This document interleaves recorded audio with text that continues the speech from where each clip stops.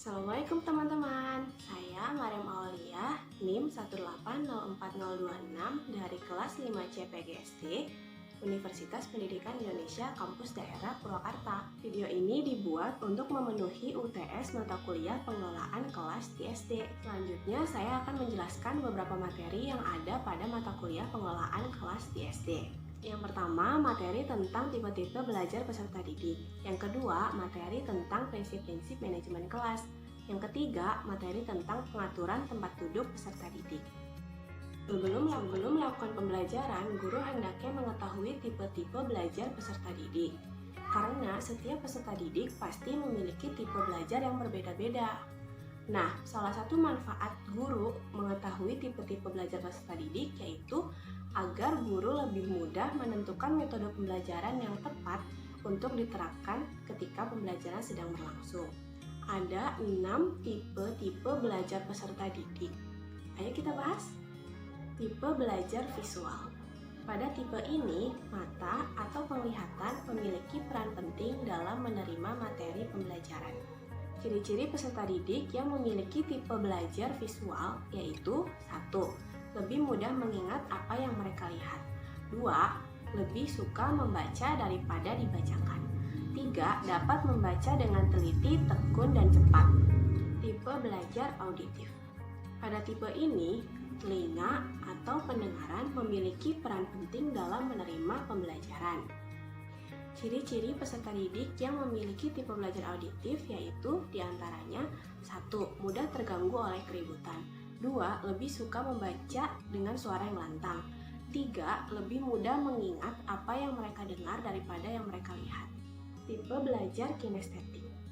Peserta didik dengan tipe belajar kinestetik, cara pembelajarannya yaitu melalui gerakan atau sentuhan. Ciri-ciri peserta didik yang memiliki tipe belajar kinestetik diantaranya 1. Tidak mudah terganggu dengan keributan. 2. Tidak bisa diam duduk berlama-lama. 3. Melakukan pembelajaran dengan cara simulasi atau praktek. Tipe belajar taktil. Pada tipe ini, alat peraba seperti tangan atau kulit memiliki peran penting dalam menerima materi pembelajaran. Ciri-ciri peserta didik yang memiliki tipe belajar taktil diantaranya 1. Menyukai seni lukis dan seni kriya. 2. Dapat membedakan dan menentukan barang-barang walaupun matanya ditutup. 3. Menyukai kegiatan yang bersifat kerajinan tangan. Tipe belajar olfaktoris. Pada tipe ini, indera penciuman berperan penting dalam menerima materi pembelajaran. Ciri-ciri peserta didik dengan tipe belajar olfaktoris diantaranya 1. Tidak menyukai suasana kelas yang gaduh. 2. Menyukai suasana belajar dengan kondisi kelas yang harum. 3. Menyukai berjalan-jalan di alam. Tipe belajar gustatif. Gustatif sendiri itu artinya kemampuan mencicipi. Jadi pada tipe ini, kemampuan indera perasa berperan penting dalam menerima pembelajaran. Ciri-ciri peserta didik dengan tipe belajar gustatif diantaranya 1. Menyukai kegiatan belajar dengan suasana yang santai. 2. Menyukai kegiatan belajar yang bersifat kuliner. 3. Menyukai membaca buku sambil mengunyah makanan. Nah, agar guru dapat mengelola kelas secara efektif, maka guru harus memahami 6 prinsip manajemen kelas. Yang pertama, prinsip hangat dan antusias. Hangat di sini itu maksudnya kayak penyayang gitu, sedangkan antusias itu sendiri maksudnya bersemangat saat mengajar.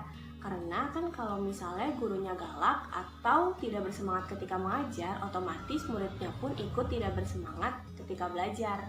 Yang kedua, prinsip tantangan.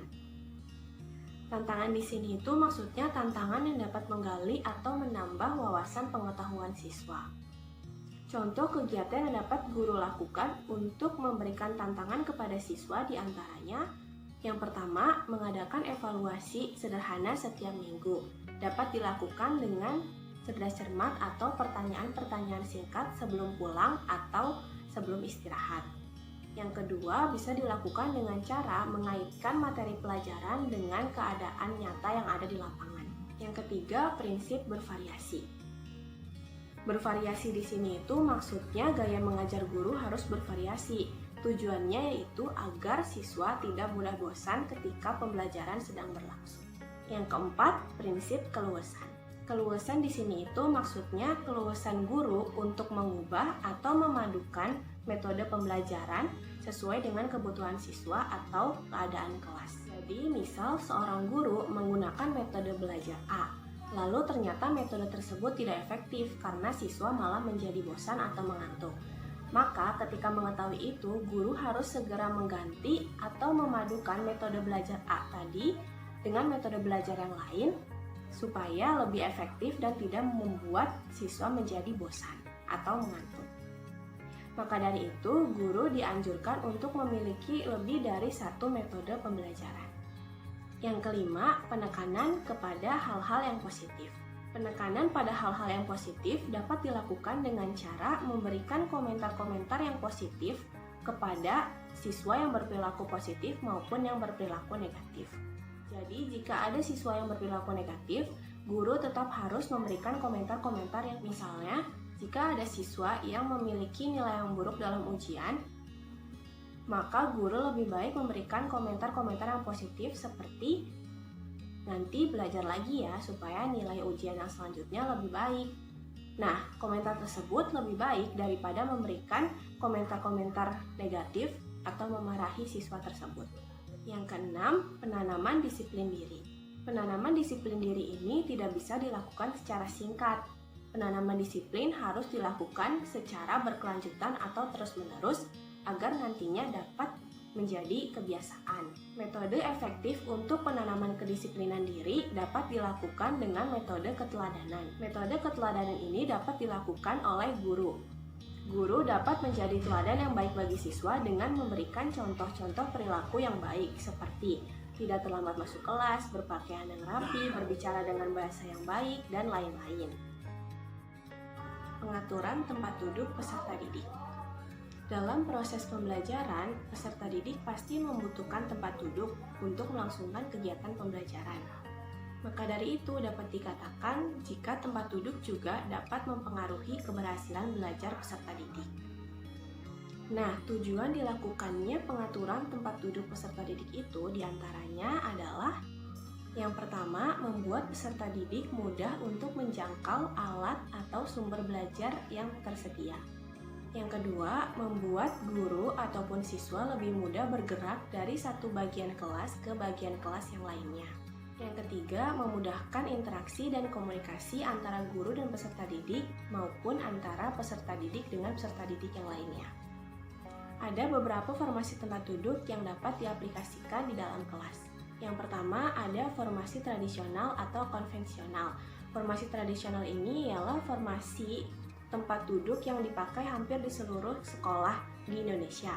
Dikatakan tradisional karena penggunaan formasi ini sudah dilakukan seperti tradisi dari masa ke masa. Metode tradisional ini sangat tepat digunakan jika guru ingin menggunakan metode ceramah saat mengajar.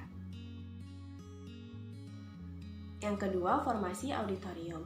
Formasi auditorium ini hampir sama dengan formasi tradisional, namun yang membedakan jika pada formasi auditorium, posisi tempat duduk siswa memanjang ke samping, berbeda dengan posisi tempat duduk formasi tradisional yang posisi duduknya siswa memanjang ke belakang. Formasi auditorium sangat tepat digunakan saat guru menggunakan metode ceramah dan tanya jawab yang bersifat interaktif. Formasi kelas bentuk U. Formasi kelas bentuk U ini sangat menarik dan dapat membuat siswa lebih aktif dan antusias dalam pembelajaran. Formasi kelas bentuk U ini sangat tepat diterapkan dalam kegiatan belajar yang berupa diskusi, presentasi, atau kerja tim. Formasi meja pertemuan.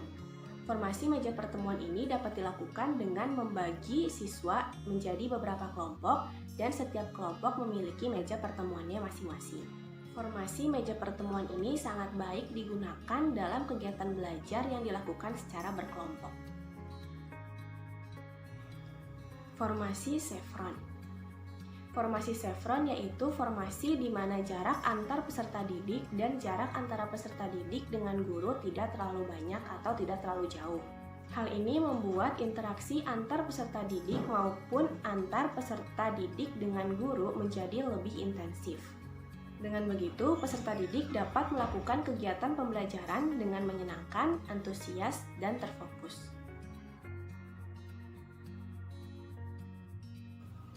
Nah, sekian penyampaian materi dari saya.